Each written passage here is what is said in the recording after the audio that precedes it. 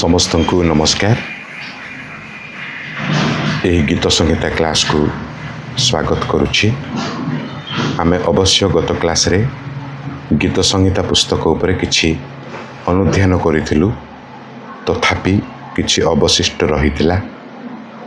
ଆଜି ଆମେ ସମ୍ପୂର୍ଣ୍ଣ ରୂପେ ଆରମ୍ଭରୁ ଏହି ଗୀତ ସଂହିତା ପୁସ୍ତକକୁ ଅନୁଧ୍ୟାନ କରିବାକୁ ଯିବା। ଆଉ ସମସ୍ତେ ନୋଟ୍ସ ଡାଉନ୍ କରିକି ନେବେ, ଶିକ୍ଷା ଗ୍ରହଣ କରିବେ, ତାହା ମୋର ଅନୁରୋଧ। 150ଟି ଗୀତକୁ 5 ଭାଗରେ ବିଭକ୍ତ କରାଯାଏ। ଏକ ପର୍ବରୁ 41 ପର୍ବ ପ୍ରଥମ ଭାଗ, ଦ୍ୱିତୀୟ ଭାଗରେ 45ରୁ 72 ପର୍ବ ପର୍ଯ୍ୟନ୍ତ ଥିବା ଆମେ ଦେଖୁଛୁ। ସର୍ବମୋଟ ଏ ଦ୍ୱିତୀୟ ଭାଗରେ 31ଟି ଗୀତ ରହିଅଛି। 42ରୁ 72 ଦ୍ୱିତୀୟ ଭାଗ। ତୃତୀୟ ଭାଗରେ 17ଟି ଗୀତ ରହିଛି, ତାହା 73ରୁ 89 ପର୍ଯ୍ୟନ୍ତ, ଏବଂ ଚତୁର୍ଥ ଭାଗରେ 90ରୁ 106 ପର୍ଯ୍ୟନ୍ତ 17ଟି ଗୀତ ରହିଅଛି, ଏବଂ ଶେଷ ଭାଗ ପଞ୍ଚମ ଭାଗ 107ରୁ 150 44ଟି ଗୀତ ରହିଅଛି। ଆଉ ଆମେ ଦେଖିଥିଲୁ ଯେ ଏ ପ୍ରତିଟି ଭାଗର ଶେଷ ଗୀତର ଶେଷ ପଦମାନଙ୍କରେ ଡକ୍ସୋଲୋଜି ରହିଅଛି। ଡକ୍ସୋଲୋଜି ମାନେ ପ୍ରଶଂସାର ପଦ ରହିଅଛି, ଆଉ ତାହା ସମାନ ଶବ୍ଦ ସବୁ ସେ ପ୍ରଶଂସାର ପଦରେ ଉଲ୍ଲେଖ କରାଯାଇଛି। ଆମେ 41ର 13 ପଦ, ତାହା ଶେଷ ଭାଗ, ଅର୍ଥାତ୍ ପ୍ରଥମ ଭାଗର ଶେଷ ପର୍ବ 41 ପର୍ବ, ତାହାର ଶେଷ ପଦମାନଙ୍କରେ ଆମେ ସେ ପ୍ରଶଂସାର ପଦ ଦେଖୁଛୁ। ସେହିପରି ଦ୍ୱିତୀୟ ଭାଗର ଶେଷ ପର୍ବ 72 ପର୍ବ, ଆଉ ସେ 72 ପର୍ବର 18-19ରେ ଆମେ ସେ ଡକ୍ସୋଲୋଜି ପ୍ରଶଂସାର ପଦ ଦେଖୁଅଛୁ। ଏବଂ ତୃତୀୟ ଭାଗ 73ରୁ 89, ସେ 89 ପର୍ବର 52 ପଦରେ ଆମେ ପ୍ରଶଂସାର ପଦକୁ ଦେଖୁଛୁ। ଚତୁର୍ଥ ଭାଗ 90ରୁ 106, ଆଉ ଶେଷ ପର୍ବ 106 ତାର 48 ପଦରେ ସେହି ଡକ୍ସୋଲୋଜି ପ୍ରଶଂସାର ପଦକୁ ଆମେ ଦେଖିବାକୁ ପାଉଛୁ। ଏବଂ ଶେଷ ଭାଗ 44ଟି ଗୀତ ଥିବା 107ରୁ 150 ମଧ୍ୟରେ 44ଟି ଗୀତ ଥିବା ଶେଷ ଭାଗ, ତାର ଶେଷ ପର୍ବ 150, ଆଉ 6 ପଦରେ 150ର 6 ପଦରେ ଆମେ ଗୋଟେ ୟୁନିଭର୍ସାଲ ୱାର୍ସିପ୍ ସେ ପ୍ରଶଂସାର ପଦକୁ ଦେଖିବାକୁ ପାଉଛୁ। ଏତଦ୍ୱାରା ଜଣାଯାଏ ଯେ ଏ ସମସ୍ତ ଗୀତ ଭିନ୍ନ ଭିନ୍ନ ଲେଖକମାନଙ୍କ ଦ୍ୱାରା ଇସ୍ରାଏଲର ଭିନ୍ନ ଭିନ୍ନ ସ୍ଥାନରେ ଲିଖିତ ହେବା ବେଳେ ପରବର୍ତ୍ତୀ ସମୟରେ କେହି ଜଣେ ତାହାକୁ ସଂଗ୍ରହ କରି ସଂକଳନ କରିଥିଲେ, ଏବଂ ଏହି ପ୍ରକାର ଡିଜାଇନିଂ ବା ଏହି ପ୍ରକାର ରୂପ ଦେଇ ସେ ସମସ୍ତ ଗୀତକୁ ଗୋଟିଏ ଆଉ ପୁସ୍ତକରେ ବାନ୍ଧି ପାରିଥିଲେ। ହୁଏତ ସେଇଥିପାଇଁ ଏହି ଡକ୍ସୋଲୋଜି ପ୍ରଶଂସାର ପଦ ସବୁ ଆମେ ପ୍ରତିଟି ଭାଗର ଶେଷ ପର୍ବର ଶେଷ ପଦମାନଙ୍କରେ ଦେଖିବାକୁ ପାଉଛୁ। ଆମେ ଲକ୍ଷ୍ୟ କରିବା ଯେ ଦାଉଦ ପ୍ରାୟ ସବୁ ଗୀତ ଲେଖକମାନଙ୍କ ଠାରୁ ଅଧିକା ଗୀତ ଦାଉଦ ଲେଖିଛନ୍ତି। ପ୍ରାୟତଃ ଆମେ ପ୍ରଥମ ଭାଗ ଆଉ ଦ୍ୱିତୀୟ ଭାଗକୁ ଯଦି ଦେଖିବା, ପ୍ରମୁଖ ଲେଖକ ଦାଉଦ ଅଟନ୍ତି। ଆଉ ତାର ଗୋଟିଏ ଦୁଇଟା କ'ଣ କୋରହର ସନ୍ତାନମାନେ ସେମାନେ ଲେଖନ୍ତି। ଯଦି ଆମେ ତୃତୀୟ ଭାଗ ଦେଖିବା, ପ୍ରମୁଖ ଲେଖକ ଆସାଫ ସେ ଅଟନ୍ତି, ଯିଏକି ସେ ମ୍ୟୁଜିକ୍ ଡିରେକ୍ଟର ଥିଲେ ଦାଉଦଙ୍କ ସମୟରେ। 90ରୁ 106 17ଟି ଗୀତ ଥିବା ଚତୁର୍ଥ ଭାଗର ଲେଖକମାନେ ସେମାନଙ୍କ ନାମ ଉଲ୍ଲେଖ କରିନାହାନ୍ତି। କିଏ ଲେଖକ ନିର୍ଦ୍ଦିଷ୍ଟ ଭାବେ କିଛି କହି ହେବ ନାହିଁ। ଯଦି ଆମେ ଶେଷ ଭାଗ 107ରୁ 150 ପର୍ଯ୍ୟନ୍ତ ଯେବେ ଦେଖୁ ଯିବା, ପ୍ରମୁଖ ଲେଖକ ଦାଉଦ ଅଟନ୍ତି।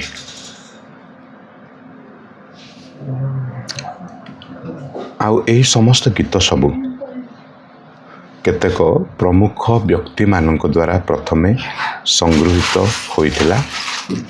ପ୍ରଥମ ଭାଗ ସଲୋମନଙ୍କ ଦ୍ୱାରା ସଂଗୃହୀତ, ଦ୍ୱିତୀୟ ଭାଗ ଆଉ ହେଜେକିଆ ଆଉ ଯୋଶିଆଙ୍କ ଅଧୀନରେ ଯାଜକମାନଙ୍କ ଦ୍ୱାରା ସଂଗୃହୀତ ଅଟେ। 42 ପର୍ବରୁ 72 ପର୍ବ। ତାର ତୃତୀୟ ଭାଗଟି କଲେକ୍ଟେଡ ବାଇ ହେଜେକାୟାଙ୍କ ଦ୍ୱାରା ସଂଗୃହୀତ। ଶେଷ ଦୁଇଟି ଭାଗ 90ରୁ 106, 107ରୁ 150 ଏଜ୍ରା ଓ ନେହେମିୟାଙ୍କ ଦ୍ୱାରା ସଂଗୃହୀତ ଅଟେ। ଆମେ ଯେବେ ଆଉ ଟିକେ ଧ୍ୟାନ କରିବା, ଏ ପ୍ରଥମ ଭାଗ ଯାହା ରହିଲା 101 ପର୍ବରୁ 41 ଯାଏଁ, ତାହା ଆଦି ପୁସ୍ତକ ସହିତ କିଛିଟା ସାମଞ୍ଜସ୍ୟ ରହିବା ଆଉ ସେହି ପ୍ରମୁଖ ସଂକଳନକାରୀ ଏଡିଟର ଯିଏ ସେ ଦେଖିପାରିଥିଲେ। ଆଉ ସେହି ପେଣ୍ଟାଟୁକ୍ର କନସେପ୍ଟରେ ଏହାକୁ 5 ଭାଗରେ ବିଭକ୍ତ ସେ କଲେ, ଯେ 1ରୁ 41 ତାହା ପ୍ରାୟ ଆଦି ପୁସ୍ତକ ପରି। ଆଉ ବିଶେଷ ଭାବେ ତାହା ଇଣ୍ଡିଭିଜୁଆଲ ମ୍ୟାନ୍ ଓରିଏଣ୍ଟେଡ, ମନୁଷ୍ୟ ସମ୍ପର୍କରେ ବେଶୀ ଲିଖିତ। ଦ୍ୱିତୀୟ ଭାଗକୁ ସେ ଦେଖିଲେ ଯେ 42ରୁ 72 ପର୍ବ ଯାଏଁ ତାହା ସବୁ ଯାତ୍ରା ପୁସ୍ତକ ପରି। ଆଉ ଯାତ୍ରା ପୁସ୍ତକରେ ଇସ୍ରାଏଲ କନସର୍ଣ୍ଣଡ ହେବା ଆମେ ଦେଖୁ। ଆଉ ଏ ଦ୍ୱିତୀୟ ଭାଗରେ ମଧ୍ୟ ଇସ୍ରାଏଲ ଉପରେ ବହୁତ କିଛି ଲେଖା ହୋଇଥିବା ଆମେ ଲକ୍ଷ୍ୟ କରିବାକୁ ପାରୁଛୁ। ତୃତୀୟ ଭାଗ ଲେବୀୟ ପୁସ୍ତକ ସହିତ ସମାନ କଲେ, କାରଣ ସେଞ୍ଚୁଆରୀ ବା ସେ ପବିତ୍ର ମହାପବିତ୍ର ସ୍ଥାନ, ସେ ପ୍ରାଙ୍ଗଣ କଥା ଆଉ ସେ ସମାଗମ ତମ୍ବୁ କଥା ଏହି ସ୍ଥାନରେ, ଏହି 17ଟି ଗୀତରେ 73ରୁ 89 ମଧ୍ୟରେ। ସେଥିପାଇଁ ସେ ଦେଖିଲେ ଏହା ଲେବୀୟ ପୁସ୍ତକ ପରି, ଲେବୀୟ ପୁସ୍ତକ ସହିତ ସମାନ କଲେ। 90ରୁ 106 17ଟି ଗୀତ ଥିବା ଚତୁର୍ଥ ଭାଗଟି ଗଣନା ପୁସ୍ତକ ସହିତ ସେ ସାମଞ୍ଜସ୍ୟ କରି ଦେଖିଲେ, କାରଣ ଏହି ଗୀତମାନଙ୍କରେ ବିଶେଷ ଭାବେ ମଶା ଏବଂ ସେ ମରୁପ୍ରାନ୍ତର କଥା, ମରୁପ୍ରାନ୍ତର ଯାତ୍ରା କଥା ଏହି ଗୀତମାନଙ୍କରେ ଟିକେ ଅଧିକା ରହିଅଛି। 107ରୁ 150କୁ ଡ୍ୟୁଟ୍ରୋନୋମି ବା ଦ୍ୱିତୀୟ ବିବରଣ ସହିତ ସେ ସମାନ କରି ଦେଖୁଅଛନ୍ତି, କାରଣ ଏହି ଶେଷ ଗୀତମାନଙ୍କରେ ଲ ଆଣ୍ଡ ଲ୍ୟାଣ୍ଡ ବ୍ୟବସ୍ଥା ଏବଂ ସେ ଦେଶ ସମ୍ପର୍କରେ ଅନେକ କଥା ଦେଖାଯାଉଛି, ଲେଖାଯାଇଛି। ସାଧାରଣତଃ ଇସ୍ରାଏଲୀୟମାନେ ସେ ବ୍ୟବସ୍ଥା ପୁସ୍ତକ ମାଇଣ୍ଡେଡ଼ ସେମାନେ ଥିଲେ ପୁରାତନ ନିୟମ କାଳରେ। କାରଣ ସେମାନଙ୍କ ପାଖରେ ଯଦି ଈଶ୍ୱରଙ୍କ ବାକ୍ୟ କିଛି ଜମା ହୋଇ ରହିଛି, ତାହା ଆଭାଇଲେବଲ୍, ତାହା ହେଉଛି ବ୍ୟବସ୍ଥା ପୁସ୍ତକ। ମାନେ ଆଦିରୁ ଦ୍ୱିତୀୟ ବିବରଣ ଯାଏ। ସେତେବେଳେ ସମସ୍ତ ବାଇବେଲ, ସମ୍ପୂର୍ଣ୍ଣ ବାଇବେଲ ହାତରେ ସେମାନଙ୍କ ପାଖରେ ନଥିଲା। ଆଉ ସେମାନେ ବିନା ଦ୍ୱିଧାରେ ଏ 5 ଖଣ୍ଡ ପୁସ୍ତକକୁ ଈଶ୍ୱରଙ୍କ ବାକ୍ୟ ବ୍ୟବସ୍ଥା ପୁସ୍ତକ ଭାବେ ସେମାନେ ଗ୍ରହଣ କରିଥିଲେ। 90 ଖ୍ରୀଷ୍ଟାବ୍ଦ ବେଳକୁ 39ଟି ପୁରାତନ ନିୟମର ପୁସ୍ତକମାନଙ୍କୁ ଅଫିସିଆଲି ଗୃହୀତ ଆଉ ସ୍ୱୀକୃତ କରାଯାଇଥିଲା ଯେ ଏହି 39ଟି ପୁସ୍ତକ ଯାକ ଈଶ୍ୱର ନିଶ୍ୱସିତ ଈଶ୍ୱରଙ୍କ ପୁସ୍ତକ, ପୁରାତନ ନିୟମ। ତା ପୂର୍ବରୁ ଆଉ ତାର ବହୁତ ବର୍ଷ ପୂର୍ବରୁ ଯଦି ଆମେ ଦେଖିବା, ତେବେ ବ୍ୟବସ୍ଥା ପୁସ୍ତକ ଜିହୁଦୀମାନଙ୍କ ଦ୍ୱାରା ଆକ୍ସେପ୍ଟେଡ଼ ଏବଂ ପରେ ପରେ ଭାବବାଦୀମାନଙ୍କ ପୁସ୍ତକ ସବୁ ଆକ୍ସେପ୍ଟେଡ଼, କିନ୍ତୁ ମହଜୁଦ ହୋଇ ସବୁବେଳେ ସେମାନଙ୍କ ପାଇଁ ଆକ୍ସେସିବିଲିଟି ରହିଛି, ତାହା ହେଉଛି ପେଣ୍ଟାଟୁକ୍ ବା ଟୋରା ବ୍ୟବସ୍ଥା ପୁସ୍ତକ। ବିନା ଦ୍ୱିଧାରେ ଈଶ୍ୱରଙ୍କ ବାକ୍ୟ ବୋଲି ସେମାନେ ଗ୍ରହଣ କରୁଥିଲେ ଆଉ ସେମାନେ ତାହାକୁ ବାଇ ହାର୍ଟ କରୁଥିଲେ। ଆଉ ସବୁ ଇସ୍ରାଏଲୀୟମାନେ ଏହି ଟୋରା ମାଇଣ୍ଡେଡ଼, ବ୍ୟବସ୍ଥା ମାଇଣ୍ଡେଡ଼।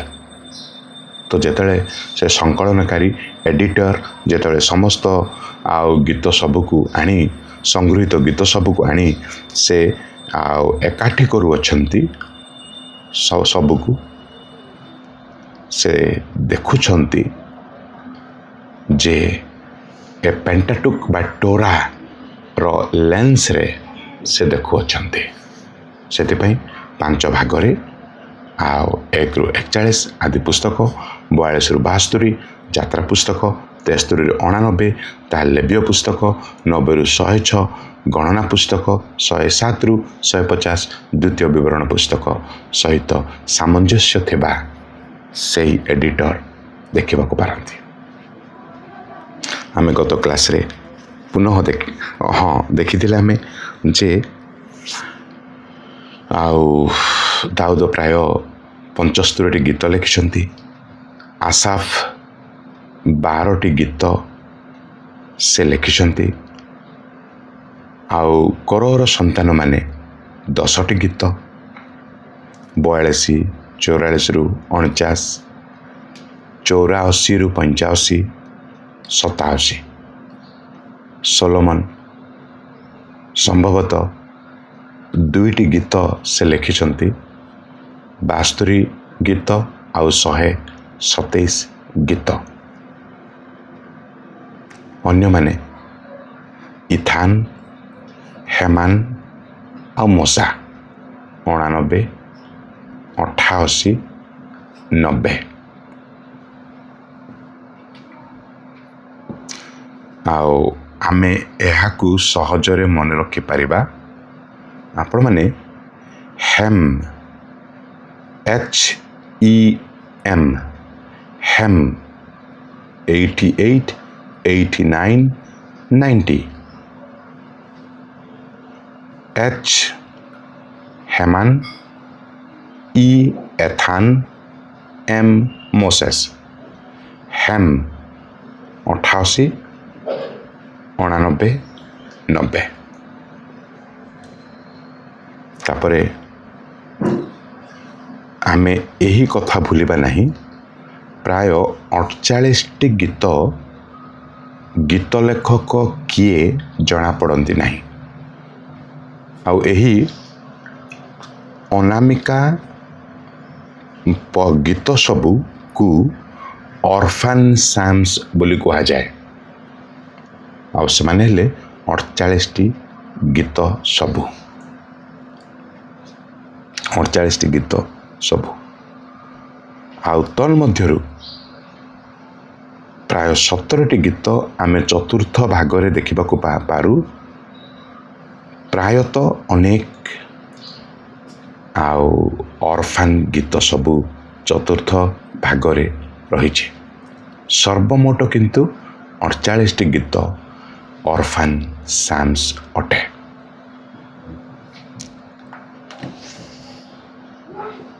ଆମେ ଯେଉଁ ଇଂଲିଶରେ ସାମ୍ସ ବୋଲି ବ୍ୟବହାର କରୁଛେ, ଓଡ଼ିଆରେ ସିନା ଗୀତ ସଂହିତା, ଇଂଲିଶରେ ସାମ୍ସ ବୋଲି ବ୍ୟବହାର କରୁଛୁ।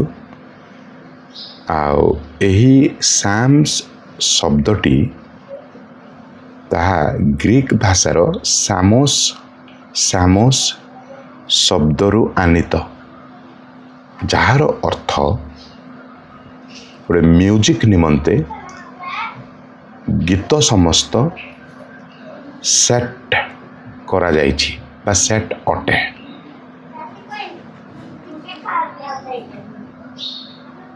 ହିବ୍ରୁ ଭାଷାରେ ତେହିଲିମ୍ ବୋଲି କୁହାଯାଏ ଏ ଗୀତକୁ। ତାର ଅର୍ଥ ପ୍ରଶଂସାର ଗୀତ ସମସ୍ତ। ପ୍ରାୟ 1400 ଖ୍ରୀଷ୍ଟପୂର୍ବରୁ ଆମେ ଖ୍ରୀଷ୍ଟପୂର୍ବ 450 ପର୍ଯ୍ୟନ୍ତ ରଫଲି 1000 ବର୍ଷର ବ୍ୟବଧାନ ମଧ୍ୟରେ ଏହି ସମସ୍ତ ଗୀତ ରଚିତ ଅଟେ। 1400 ଖ୍ରୀଷ୍ଟପୂର୍ବକୁ ସିଧା ଆମେ ପଳାଉଛୁ, କାହିଁକି ନା ଆଉ ଗୋଟିଏ ଦୁଇଟା ଗୀତ ସେଇ ସମୟରେ ରଚିତ ମଶାଙ୍କ ଦ୍ୱାରା ଲିଖିତ 90 ଗୀତଟି। ମଶାଙ୍କ ସମୟ ଖ୍ରୀଷ୍ଟପୂର୍ବ 1400-1500। ସେଥିପାଇଁ ଆମେ ଏକଦମ ସିଧା 1400 ଖ୍ରୀଷ୍ଟପୂର୍ବକୁ ପଳାଉଛେ। ନଚେତ୍ ସେ 90 ଗୀତକୁ ଯଦି ଆମେ ଛାଡ଼ିବା, ତେବେ ବାକି ସମସ୍ତ ଗୀତ ସବୁ ପ୍ରାୟତଃ ଦାଉଦଙ୍କ ଠାରୁ ଆରମ୍ଭ କରିବା ଏବଂ ଆଉ 450 ଖ୍ରୀଷ୍ଟପୂର୍ବ ହେମାନଙ୍କ ପର୍ଯ୍ୟନ୍ତ ଆମେ ଆସିପାରିବା। ତ ଟୋଟାଲ ଆଉ ବେଶୀ ହେଲେ ରାଫଲି 500 ବର୍ଷର ବ୍ୟବଧାନରେ ସମସ୍ତ ଗୀତକୁ ରଖିପାରିବା 90 ଗୀତକୁ ଛାଡ଼ି।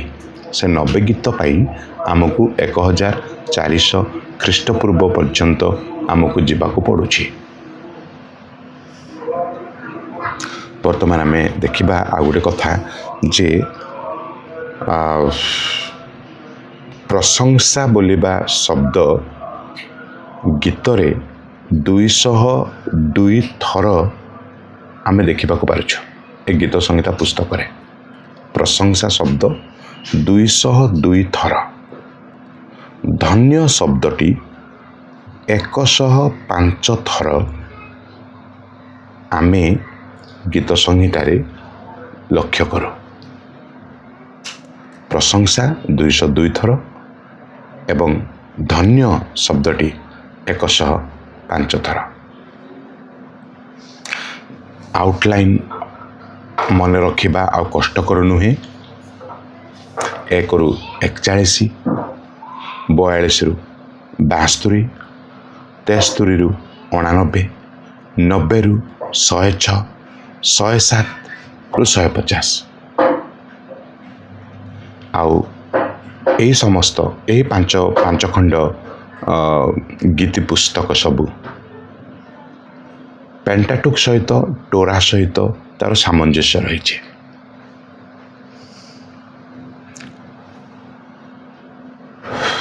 आमे केतेक गुरुत्वपूर्ण इनफॉर्मेशन ए गीत उपरे वर्तमान नेबा जहा निश्चित भावे समस्ते मन रखिबा एकांत जरूरी।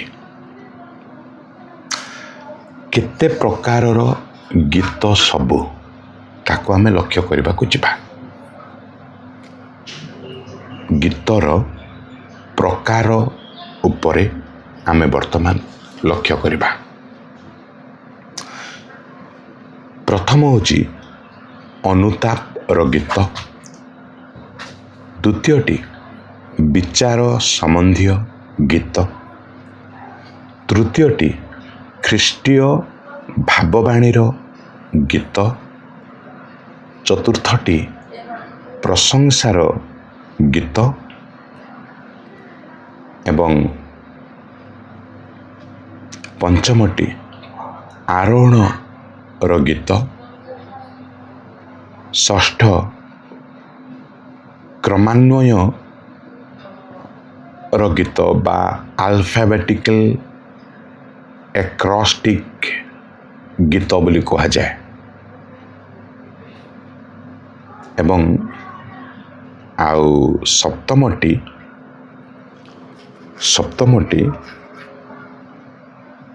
पेयर्स एंड ट्राइड्स सैम्स माने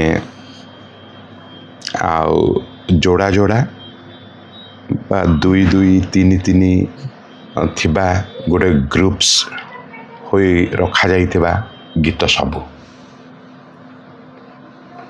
लक्ष्य करिबा।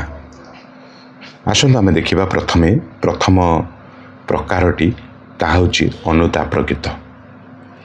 गीत संहिता 51 पर्व 6, 32, 38, 39, 102, 130 एवं 143 ए सबु अनुताप रो गीत मान। गीत लेखक माने सनक पाप पाई अनुताप करिबा ए गीत मानकरे देखा जाइता।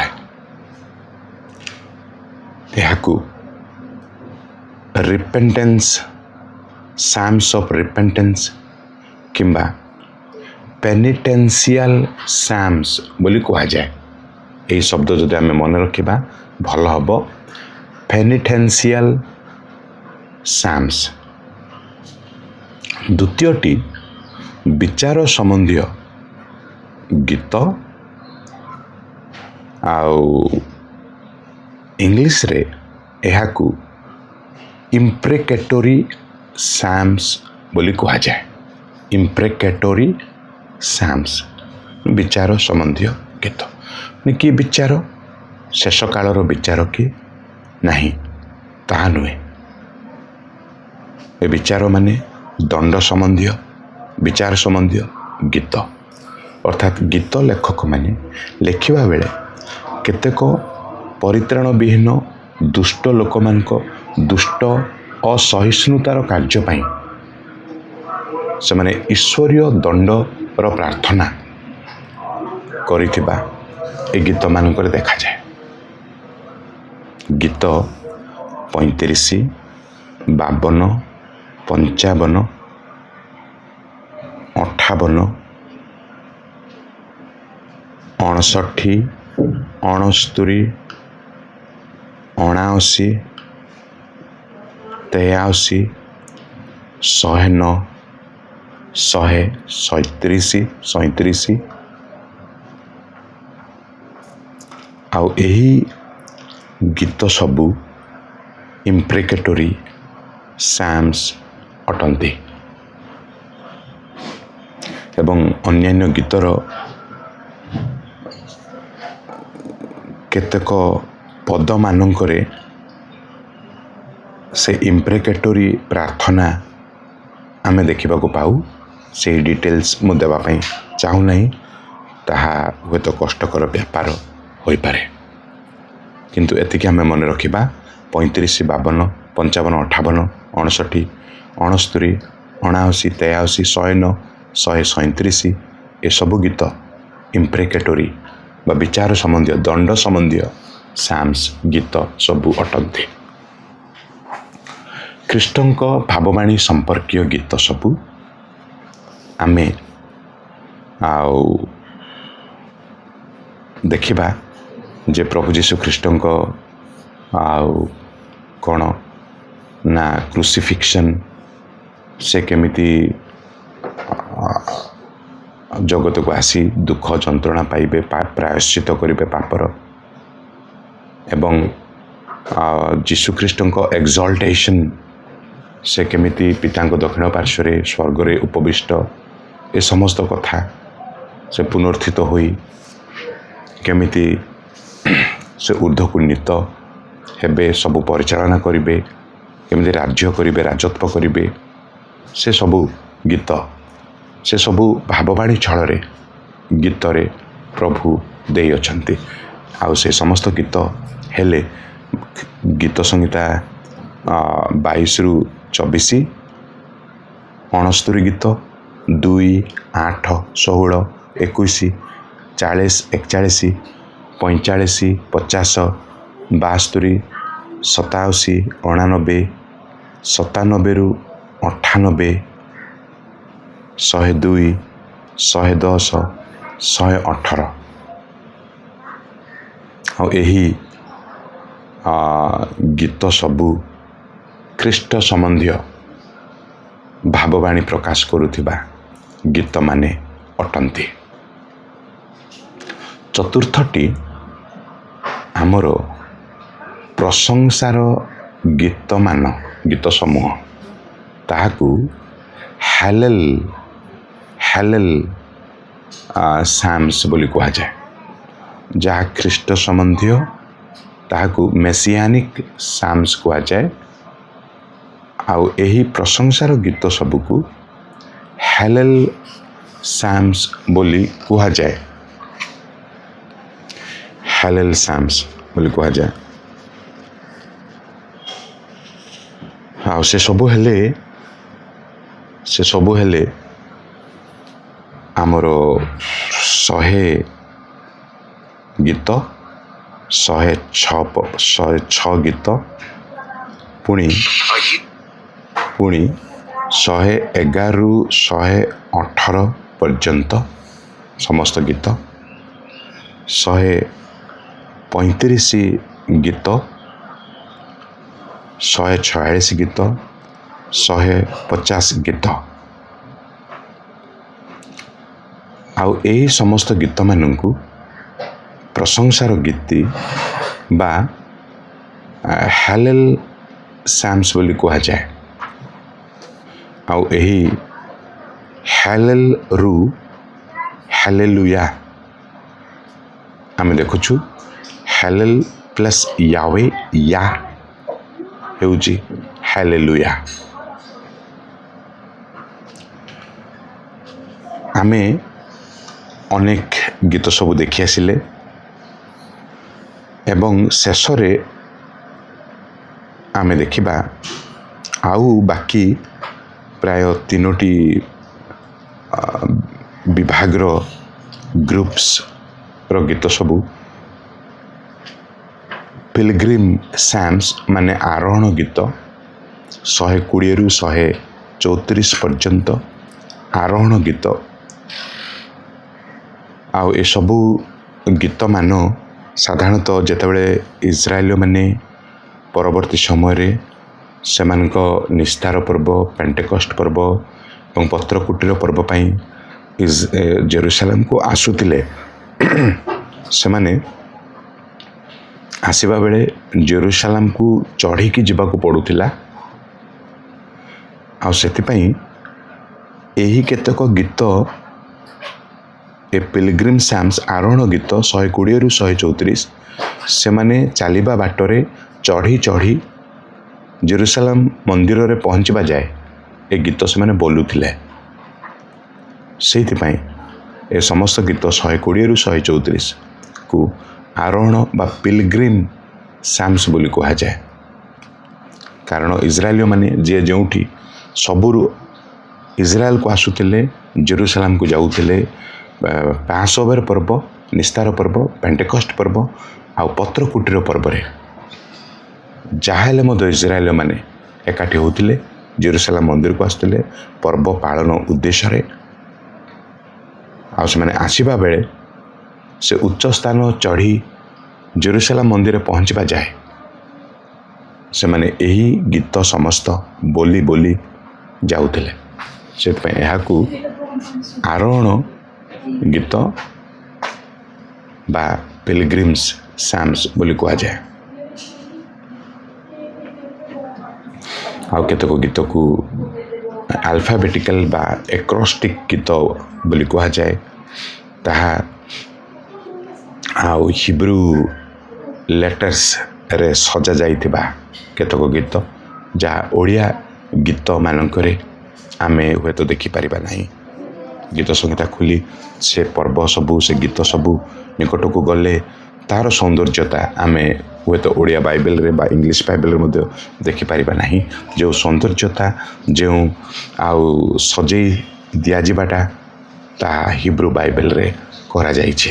ସେ ଆଲଫାବେଟିକାଲ ବା ଏକ୍ରୋଷ୍ଟିକ୍ ଗୀତ ସମୂହ 9, 10 ପର୍ବ, 25, 34, 37, 111, 112, 111, 112, 119, 145 ଏ ଗୀତ ସବୁକୁ ଆଉ ଆଲଫାବେଟିକାଲ ବା ଏକ୍ରୋଷ୍ଟିକ୍ ସାମ୍ସ ବୋଲି କୁହାଯାଏ। ଯାହା ମୁଁ ସେତେବେଳେ କହୁଥିଲି ଗୋଟାଏ ଯେ ପେର୍ସ ଆଉ ଟ୍ରାଇଡ୍ସ ସାମ୍ସ ବୋଲି, ମାନେ କେତେକ ଗୀତ ସେମାନେ ଗୋଟେ ଗୋଟେ ଗ୍ରୁପ ବିଶିଷ୍ଟ ଅଟନ୍ତି ଟପିକ୍ସକୁ ନେଇ ସେ ଦେଖିବା 22, 23, 24 ଗୀତ ଏମାନେ ଗୋଟେ ଫ୍ୟାମିଲି ପରେ। କେମିତି ନା 22 ଗୀତରେ ଆମେ ଦେଖୁଛୁ ଦ good shepherd who gives his life for the sheep, ମାନେ ଉତ୍ତମ ମେଷପାଳକ ଯିଏ ତାଙ୍କ ନିଜ ମେଷମାନଙ୍କ ପାଇଁ ଜୀବନ ଦେଇପାରନ୍ତି। 22 ଗୀତ।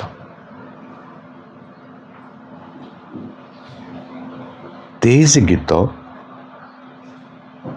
The great shepherd who is brought from the dead, ମାନେ ଆଉ 23 ଗୀତରେ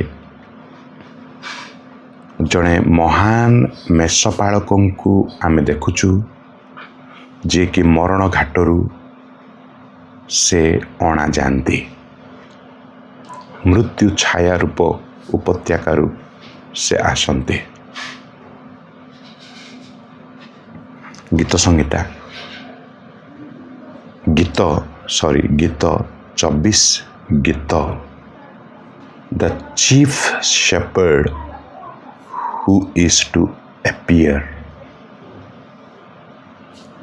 ସେ ପ୍ରମୁଖ ମେଷପାଳକ ଯିଏ ଦେଖା ହେବେ। ଆଉ ଥରେ ଆମେ ଦେଖିବା ଗୀତ 22 ସଫରିଂ ସେଭିୟର, ମାନେ ଜଣେ ଆଉ ଦୁଃଖୀ ଯନ୍ତ୍ରଣା ପ୍ରାପ୍ତ ଉଦ୍ଧାରକର୍ତ୍ତା। ଗୀତ ସଂହିତା ଗୀତ 23 shepherd ମେଷପାଳକ, ଉଦ୍ଧାରକର୍ତ୍ତା, ମେଷପାଳକ। ଗୀତ 24 ସଭରିନ୍, ମାନେ ସାର୍ବଭୌମତ୍ୱ, ସର୍ବୋଚ୍ଚ ପ୍ରଶାସକ,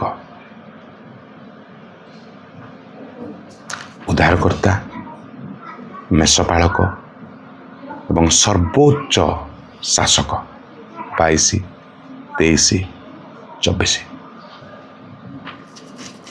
ଆଉ ଥରେ ଟିକେ ଦେଖନ୍ତୁ ଗୀତ 22 ରେ ଉତ୍ତମ ମେଷପାଳକ ଯିଏ ଆପଣା ମେଷମାନଙ୍କ ପାଇଁ ଜୀବନ ଦିଅନ୍ତି,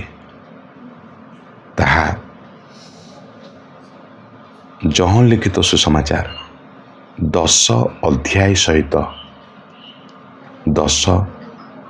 ସହିତ ବହୁତ ସାମଞ୍ଜସ୍ୟ। ଗୀତ 23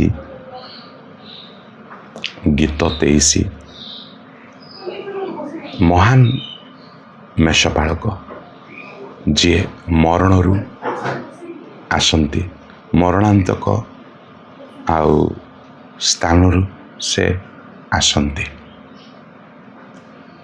ହିବ୍ରୁସ୍ ଏବ୍ରି 13 ପର୍ବ 20-21 ପଦରେ ତାର ସାମଞ୍ଜସ୍ୟ ଥିବା ଆମେ ଦେଖିବାକୁ ପାଉ। ଗୀତ 24 ସେ ପ୍ରଧାନ ମେଷପାଳକ ଯିଏ ପୁନର୍ବାର ଆସିବେ, ଦେଖାହେବେ, ଆସିବେ। ପ୍ରଥମ ପିତର 5 ପର୍ବର 4 ପଦରେ ସାମଞ୍ଜସ୍ୟ ଥିବା ଆମେ ଦେଖିବାକୁ ପାଉଛୁ।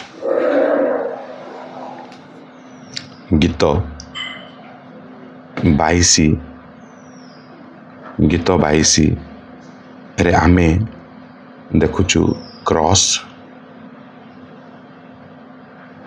ଏବଂ ଗୀତ 23ରେ ଆମେ ଦେଖୁଛୁ କ୍ରୁକ୍,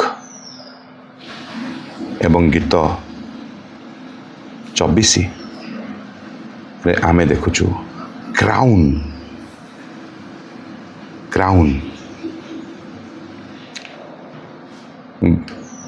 ଗୀତ 22 ହେଉଛି ପ୍ରଭୁ ଯୀଶୁ ଖ୍ରୀଷ୍ଟ ସେ କେମିତି ଯନ୍ତ୍ରଣା ପାଇବେ, ଜୀବନ ଦେବେ, ତାହା ଆମେ ଗୀତ 22ରେ ଦେଖିବାକୁ ପାଉ। ସେଥିପାଇଁ ଆଉ କ୍ରସ୍କୁ ଆମେ ଆଣୁଛୁ। ଗୀତ 23ରେ ମହାନ ମେଷପାଳକ ଯିଏ ମରଣରୁ ସେ ଆସନ୍ତି, ସେହି ବିଷୟ ଆମେ ଦେଖୁଛୁ। ସେଥିପାଇଁ କ୍ରୁକ୍ ଶବ୍ଦ ଆମେ ଲକ୍ଷ୍ୟ କରିବାକୁ ପାରୁଛୁ, କ୍ରୁକ୍ ଶବ୍ଦ ବ୍ୟବହାର କରିବାକୁ ପାରୁଛୁ। ଆଉ ଏ କ୍ରୁକ୍ର ଅର୍ଥ ହେଉଛି ଆଉ ସେ କ'ଣ ବକ୍ର ଥିବା ବା ଏମିତି ଗୋଟାଏ ବଙ୍କା ହୋଇଥିବା ବିଷୟ, ଆଉ ବିଶେଷ ଭାବେ ତାହା ସେ ଗୀତ ସଂହିତା 23 ପର୍ବର ସେହି ବାଡ଼ି ଯାହା ମେଷପାଳକ ବ୍ୟବହାର କରେ, ବଙ୍କୁଲି ବାଡ଼ି, ତାହାକୁ ସୂଚାଏ। କ୍ରସ୍ ଆଉ କ୍ରୁକ୍ ପୁଣି 24 ଗୀତରେ ଆମେ ଯେଉଁ ଦେଖିଲେ ପ୍ରଧାନ ମେଷପାଳକ ଯିଏ ପୁନଃ ଆସିବେ, ସେ ସେତେବେଳେ କ୍ରାଉନ୍ ପିନ୍ଧି ରାଜା ଭାବେ ସେ ଆସିବେ। ଅର୍ଥାତ୍ ଏହି ପ୍ରକାର ଗୀତ 22ରେ ଯୀଶୁ କ୍ରୁଶ ଧରି ଚାଲନ୍ତି, ଗୀତ 23ରେ ଯୀଶୁ ସେ ବାଡ଼ି ମେଷମାନଙ୍କୁ ସଜାଡ଼ିବା, ବିପଦରୁ ଟାଣି ଆଣିବା, ରକ୍ଷା କରିବା, ସେଥିପାଇଁ ସେ ବାଡ଼ି ଧରି, ସେ ବଙ୍କା ହୋଇଥିବା ବାଡ଼ି ଧରି ସେ ଚାଲନ୍ତି। ଏବଂ ଗୀତ 24ରେ ଯୀଶୁଖ୍ରୀଷ୍ଟ ସେ ମୁକୁଟ ପିନ୍ଧି ଆସନ୍ତି। ଆଉ ବାଡ଼ି ନାହିଁ ବା ଆଉ କ୍ରସ୍ ନାହିଁ, ସେ କ୍ରାଉନ୍ ପିନ୍ଧି ଆସନ୍ତି। 22, 23, 24 ତାହା ଗୋଟେ ଗ୍ରୁପ। ଆଉ ଦ୍ୱିତୀୟ ଗ୍ରୁପର ଗୀତ ସବୁ ଗୀତ 46, 47, 48। ତାହା କେମିତି? 46ର ସବଜେକ୍ଟ ହେଉଛି କାମିଂ କିଙ୍ଗଡମ୍, ଆଉ 47ର ସବଜେକ୍ଟ ହେଉଛି ଏକ୍ସଟେଣ୍ଟ ଅଫ୍ ଦ କିଙ୍ଗଡମ୍। 48 ଗୀତର ସବଜେକ୍ଟ ହେଉଛି ସେଣ୍ଟର ଅଫ୍ ଦ କିଙ୍ଗଡମ୍। ମାନେ 46 ଆସୁଥିବା ରାଜ୍ୟ, 47 ପ୍ରସାରିତ ରାଜ୍ୟ, 48 ଆଉ କେନ୍ଦ୍ରୀୟ ରାଜ୍ୟ। ରାଜ୍ୟର ସେ କେନ୍ଦ୍ର ଜାୟନ୍, ସିଟି ଅଫ୍ ଗାଡ୍, ଈଶ୍ୱରଙ୍କ ନଗର ଜାୟନ୍, ଯାହାକି ତାଙ୍କ ରାଜ୍ୟର କେନ୍ଦ୍ର। ତାହା ଗୀତ 46, 47, 48 ତାହା ଆଉ ଗୋଟାଏ ଗ୍ରୁପ ଅଟେ। ଶେଷ ଗ୍ରୁପ କଥା ମଧ୍ୟ ଆମେ ଦେଖିବାକୁ ପାରୁଛୁ ଗୀତ ସବୁରେ, ଯେ ଗୀତ 90 ଆଉ 91, 90 ଆଉ 91 କ'ଣ ତାହା? 90ରେ ଦ ଇଟର୍ନାଲ ଗାର୍ଡ, 91ରେ ଦ ଏଭରଲାଷ୍ଟିଂ ଆର୍ମସ୍। ତାହା ଆମେ ଦେଖୁ। 90 ଗୀତରେ ଅନନ୍ତକାଳୀନ ଈଶ୍ୱର, 91 ଗୀତରେ ଅନନ୍ତକାଳୀନ ବାହୁ। ଆଉ ଏହି ଦୁଇଟି ଗୀତର ବିଶେଷତ୍ୱ ହେଉଛି ଏହା ଯେ ଦ୍ୱିତୀୟ ବିବରଣ 33 ପର୍ବର 27 ପଦରେ ମୋଶା ଗୋଟେ ବିଦାୟକାଳୀନ ଯେଉଁ ବାର୍ତ୍ତା ଦେଇଥିଲେ, ସେ ବାର୍ତ୍ତାରେ ଦ ଇଟର୍ନାଲ ଗାଡ୍ ଇଜ୍ ଦାଇ ରେଫ୍ୟୁଜ୍ ବୋଲି ସେ କହିଥିଲେ। ଅର୍ଥାତ୍ ଅନନ୍ତକାଳୀନ ଈଶ୍ୱର ତୁମ୍ଭମାନଙ୍କ ଆଶ୍ରୟ ଅଟନ୍ତି। ଆଉ ତାହା ଉପରେ ଆଧାରିତ ଗୀତ 90 ଏବଂ 91 ଅଟେ।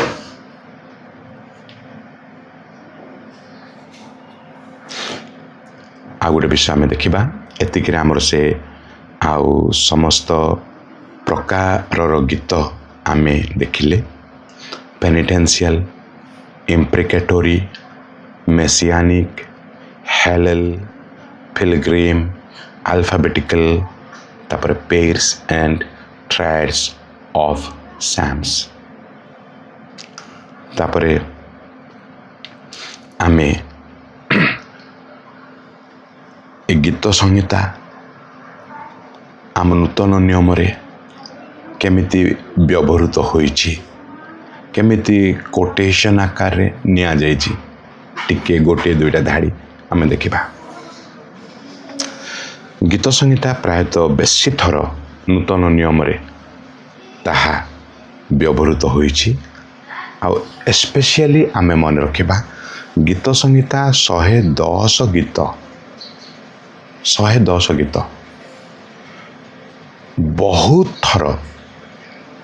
ବହୁତ ଥର ନୂତନ ନିୟମରେ ତାହା ବ୍ୟବହାର କରାଯାଇଛି।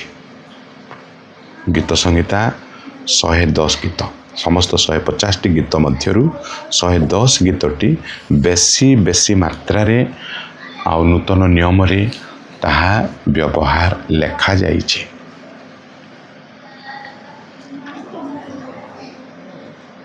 ଏବଂ ସେହି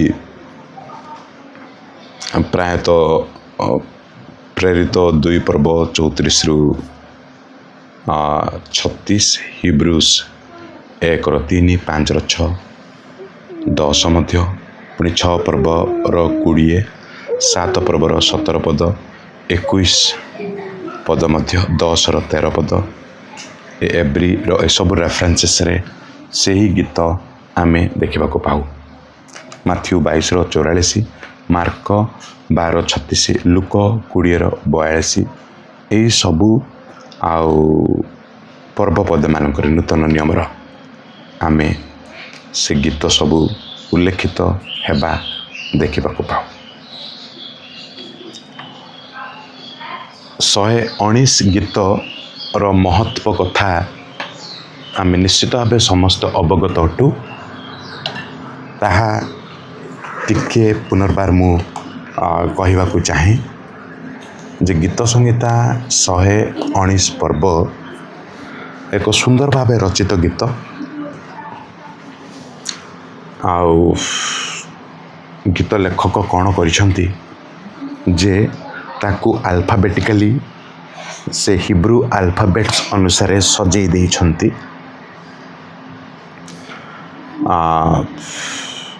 ବିଶେଷତଃ ସେ ଏମିତି ଭାବେ ସଜେଇଛନ୍ତି ଗୀତ 119କୁ ଯେ 22ଟି ପାସେଜ କରାହୋଇଛି। 22ଟି ପାସେଜ କାରଣ 22ଟି ଆଉ କ'ଣ ଆଲଫାବେଟ୍ସ ଆମର ହିବ୍ରୁରେ ରହିଛି।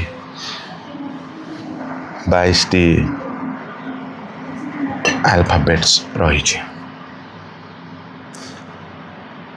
ହେଲେ ସେ 22 ଭାଗରେ 22ଟି ପାସେଜ ସବୁ ରଖିଛନ୍ତି। ପ୍ରତିଟି ପାସେଜର ଆଉ ପ୍ରଥମ ଅକ୍ଷର ହିବ୍ରୁ ଆଲଫାବେଟ୍ର ଗୋଟେ ଅକ୍ଷର ସହିତ ତାହା କ୍ରମାନ୍ୱୟରେ ରଚିତ ହୋଇ ସମସ୍ତ ଆଲଫାବେଟ୍ସ ଏହି 119 ପର୍ବରେ ସେ ପ୍ରୟୋଗ କରିଛନ୍ତି। ତ ଗୋଟିଏ ପାସେଜ ଗୋଟେ ଅକ୍ଷରରେ ଆରମ୍ଭ, ଆଉ ଗୋଟେ ପାସେଜ ଆଉ ଗୋଟେ ସେ ଆଲଫାବେଟ୍ସର ଅକ୍ଷରରେ ଆରମ୍ଭ, ଆଉ ଗୋଟେ ପାସେଜ ଆଉ ଗୋଟେ ଅକ୍ଷରରେ ଆରମ୍ଭ, କ୍ରମାନ୍ୱୟରେ ସେ ଆଲଫାବେଟ୍ସର 22ଟି ଅକ୍ଷର ସହିତ 22ଟି ପାସେଜ ଆରମ୍ଭ।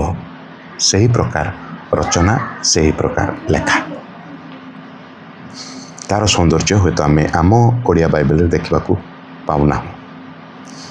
ପୁଣି ଏହି ଗୀତରେ 119 ଗୀତରେ ସେ କ'ଣ କରିଛନ୍ତି? ପ୍ରତିଟି ପଦରେ ଈଶ୍ୱରଙ୍କ ବାକ୍ୟ ବାଇବେଲର ସିନୋନିମ୍ ବା ସମ ଅର୍ଥବୋଧକ ଶବ୍ଦ ସେ ବ୍ୟବହାର କରିଛନ୍ତି।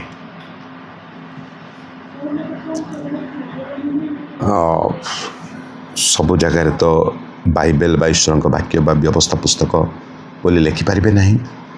ସିନୋନିମ୍ସ ସବୁ ମାନେ ସମଅର୍ଥବୋଧକ ଶବ୍ଦ, ଏମିତି ଶବ୍ଦ ସବୁ ଯାହା ସେ ବାକ୍ୟକୁ ହିଁ ଇଙ୍ଗିତ କରେ, ସେମିତି ଶବ୍ଦ ସବୁ ପ୍ରତିଟି ପଦରେ ସେ ବ୍ୟବହାର କରିଛନ୍ତି।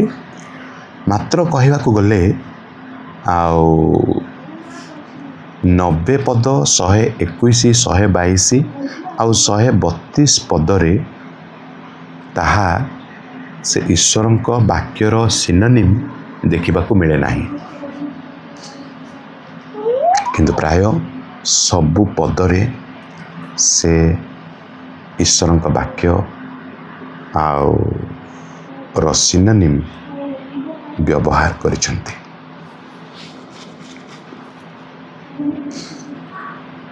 ଅନ୍ୟ ପାର୍ଶ୍ୱରେ କହିବାକୁ ଗଲେ ଏହି ପର୍ବପଦ ଲେଖକ ନିଜେ ଦେଇନାହାନ୍ତି। ପର୍ବପଦ ଅନ୍ୟ ସମୟରେ ଲେଖାର ବହୁତ ବର୍ଷ ପରେ ତାହା ଦିଆଯାଇଛି।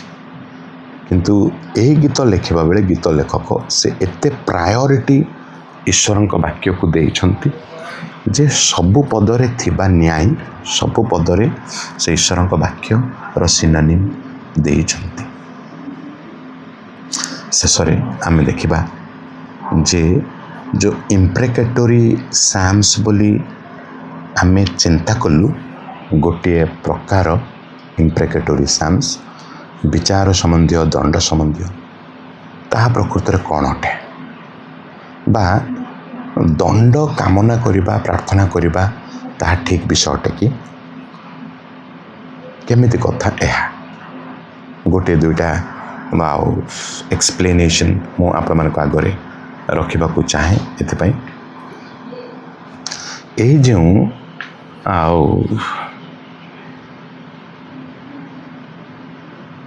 ଏହି ଯେଉଁ ଇମ୍ପ୍ରେକେଟୋରୀ ଗୀତ ସବୁ ଆମେ ଦେଖୁଛୁ ଗୀତ ସଂହିତାରେ ଅନେକ ଗୀତ ସବୁ ଇମ୍ପ୍ରେକେଟୋରୀ ଗୀତ,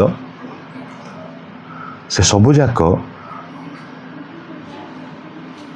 ଆଉ ଭବିଷ୍ୟତ କାଳରେ ଲିଖିତ ଅଟେ। ଆଉ ତାହା ଲେଖକଙ୍କ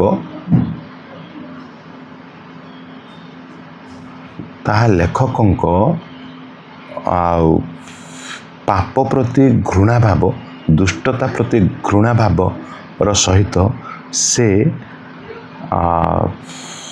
ପ୍ରାର୍ଥନା କରୁଅଛନ୍ତି, କହୁଅଛନ୍ତି, ଭବିଷ୍ୟତ କାଳ ବ୍ୟବହାର କରି ସେ ଲେଖନ୍ତି ଏସବୁ ସେମାନଙ୍କ ଦୁଷ୍ଟମାନଙ୍କ ପ୍ରତି ଘଟୁ। ବିଶେଷ ଭାବେ ଆମେ ମନେ ରଖିବା ଆଉ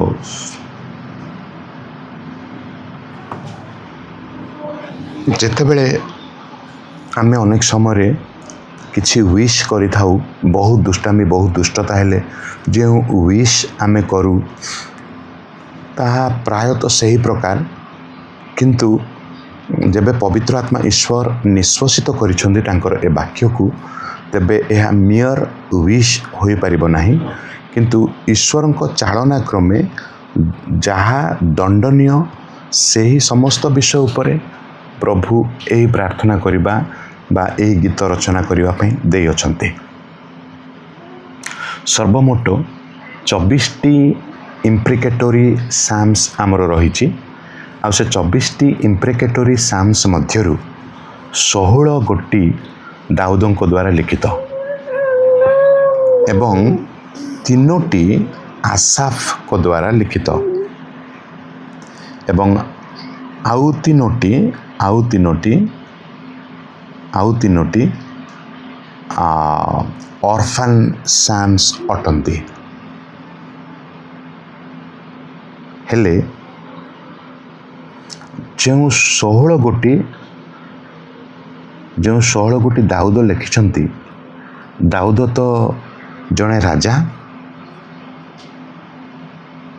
ସେ ବହୁତ ସିରିୟସ୍ ଭାବେ ଈଶ୍ୱରୀୟ ଶାସନ, ଈଶ୍ୱରଙ୍କ ମନର ମତ ଅନୁସାରେ ସେ ଶାସନ କାର୍ଯ୍ୟ କରୁଥିଲେ। ସେଥିପାଇଁ ସେ ଯେତେବେଳେ ଦେଖିଲେ ଯେ ଦୁଷ୍ଟତାର ଦୁଷ୍ଟାମି, ପରିତ୍ରାଣ ବିହୀନ ଲୋକମାନଙ୍କ ଦୁଷ୍ଟତା ଅତି ବେଶୀ, ସେ ପ୍ରଭୁଙ୍କ ଦ୍ୱାରା ପରିଚାଳିତ ହୋଇ ସେ ଜାଣିବାକୁ ପାରିଲେ ଯେ ଯେଉଁମାନେ ତାହାଙ୍କ ସହିତ ଶତ୍ରୁତାରେ ଅଛନ୍ତି, ଈଶ୍ୱରଙ୍କ ବିରୁଦ୍ଧରେ ଅଛନ୍ତି, ଈଶ୍ୱରଙ୍କ ସହିତ ଶତ୍ରୁତାରେ ଅଛନ୍ତି। ଆଉ ତାହା ସେ ଜାଣିପାରୁଥିଲେ। ଆଉ ସେଥିପାଇଁ ଈଶ୍ୱରୀୟ ଦଣ୍ଡ ସେମାନଙ୍କ ଉପରେ ସେ କାମନା କରୁଥିଲେ। ଯାହା ଆମେ ଗୀତ 59ର 11, 69ର 6 ଆଉ 40ର 9 ଆଉ 10 ପଦ ମାନଙ୍କରେ ତାଙ୍କର ସେହି ଆଉ ପ୍ରାର୍ଥନା ଆମେ ବିଶେଷ ଭାବେ କ୍ଲିଅରଲି ଆମେ ଦେଖିବାକୁ ପାରୁଛୁ। ସେ ଜଣେ ଆଉ ରାଜା ଭାବେ ଥିଓକ୍ରାଟିକ୍ ରେସ୍ପନ୍ସିବିଲିଟି ନିଭାଉଥିଲେ ଆଉ ସିରିୟସଲି ତାହା କରୁଥିଲେ। ଆଉ ଯେଉଁ ଲୋକମାନେ ତାଙ୍କ ବିରୁଦ୍ଧରେ ଥିଲେ, ଯୁଦ୍ଧ କରୁଥିଲେ, ସେମାନଙ୍କୁ ସେ ଆଉ ଈଶ୍ୱରଙ୍କ ବିରୁଦ୍ଧରେ ଅଛନ୍ତି ବୋଲି ସେ ଦେଖିବାକୁ ପାରୁଥିଲେ। ତ ସେମାନଙ୍କ ପାଇଁ ସେ ପାପିଷ୍ଠ, ଦୁଷ୍ଟାମି, ପରିତ୍ରାଣ ବିହୀନ ଲୋକମାନଙ୍କ ପାଇଁ ସେ ଈଶ୍ୱରୀୟ ଦଣ୍ଡ କାମନା କରୁଥିଲେ। ସେଥିପାଇଁ ଆଉ 24ଟି ଇମ୍ପ୍ରିକେଟୋରୀ ସାମ୍ସ ମଧ୍ୟରୁ 16 ଗୋଟି ସେ ହିଁ ଲେଖିଅଛନ୍ତି।